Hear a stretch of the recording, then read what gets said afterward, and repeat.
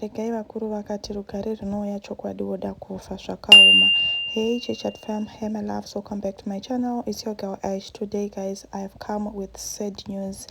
Zvakaoma vedwe, baba valulu Chivhayo vashaika mushure mekunge vadya pfuma yemwanasikana wavo uyo akaroorwa naSewicknell Chivhayo, one of the famous men and one of the richest men in Zimbabwe. Zvakaoma vedwe, but if you look at him unotoona kuti vairwara vairwadziwa and pane zvainetsa.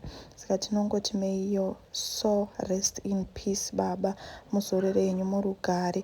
But then vanhu manje vanga vakuti zvinolulu zvaunogara uri mundege, wanga uri present here to your dead, wanga uchivasapota here. Yes, you can support them with money, you can support them, but sometimes mubereki anoda kuonawo mwana wake, anoda kuonawo chiso chemwana wake achiuya achiti dedi zvinoita, dedi munopora, dedi I'm praying for you, not just supporting them with money. Mamuchingogara muri kumaholidays uyezve muri mundege, but izvozvo hazvisisina basa. Izvezvi chikuru ndechekuti ngatichemeini avo vanochema, tichingoti kuna lulu nemhuri yavo nemhuri yekwaChivhayo zvekare, chemai muine tariro. Rufu ndiyo nzira yedu tose. Asi Zimbabweans being Zimbabweans guys, hanzi nevanhu kuchauya mazupko here ekuti tiende kunochema baba valulu. Kana zvakadaro aiwa tinoenda tese senyika. Then umwe anga achiti ini ndichangoenda kurufu, mari yekudzokesa ndichapiwa ndaikoko. maZimbabweans pamwe pacho unongo uchitoda kuita serious asi munozongoita kuti zvinhu zvingodai nekudai.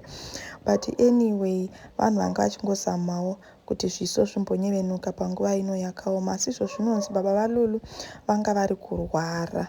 Ndokunzwa kwandaita ne-first hand information vati aiwa baba valulu vanga vachirwara asi vazongosvika pakutisiya. Then umwe mutauri abva ati iye regai vakuru vakati chokwadi unopfuma, unoita mari, unogarika kana wava pedyo nekufa, kana wava pedyo nekusiya nyika. Zvikanziona umwe aiwa but we thank God nekuti aiwa murandasikana lulu akafadza baba vake, at least vakadyawo mari yemwanasikana wavo.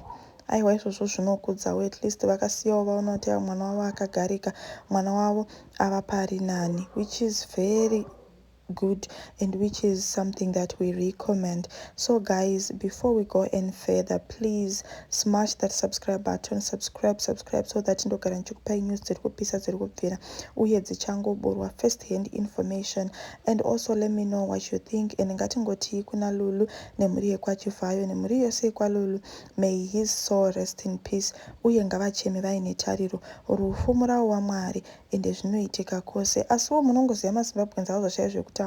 Vamwe vangu vakuti aiwa pamwe pane kuromba kwakaitika. Guys, munhu wese anongofa, nguva ndo yakasiyana.